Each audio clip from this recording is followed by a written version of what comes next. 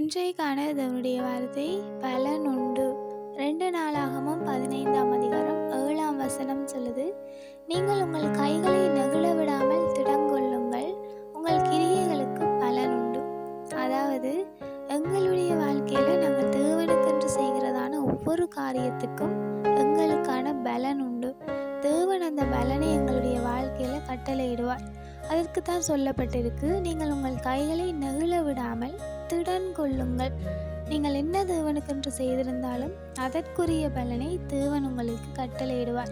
எங்களுடைய கிரியைகளுக்கான பலன், எங்களுடைய பிரயாசத்துக்கான பலன் எங்களுடைய வாழ்க்கையில எப்பவும் இருக்கும்.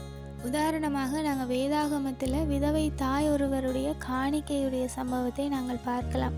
அவட வாழ்க்கையில் அவட்ட இருந்த முழுவதையுமே தேவனிடத்துக்கென்று கொடுக்குறார். அது சிறியதாக இருந்தாலும் அவரிடத்தில் இருந்தது முழுவதையும் தேவனிடத்தில் கொடுத்தபடியால் தேவனுடைய பார்வையில் அது பெரியதாக இருந்தது. அப்படி சிறியதாக இருந்தாலும் நாங்கள் தேவனுக்கென்று செய்கிறதான ஒவ்வொரு காரியத்துக்கும் நாங்கள் அதை முழுமனதோடு செய்கிறோமாக இருந்தால் அதற்குரிய பலனை தேவன் எங்களுடைய வாழ்க்கையில் கட்டளையிடுவார்.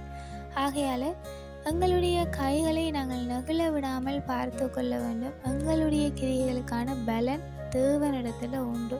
ஆகையால் எதுவாக இருந்தாலும் அதை முழு மனதோடு தேவனுக்கென்று கொடுக்க வேண்டும். அது காணிக்கை தசமபாகம் மாத்திரமல்ல, நாங்கள் தேவனுக்கென்று கொடுக்குற நேரமும் கூட முழு மனதோடு தேவனுக்கென்று கொடுக்கும் பொழுது அதற்குரிய பலனையும் அதற்குரிய ஆசீர்வாதத்தையும் தேவன் எங்களுடைய வாழ்க்கையில் கட்டளையிடுவார்.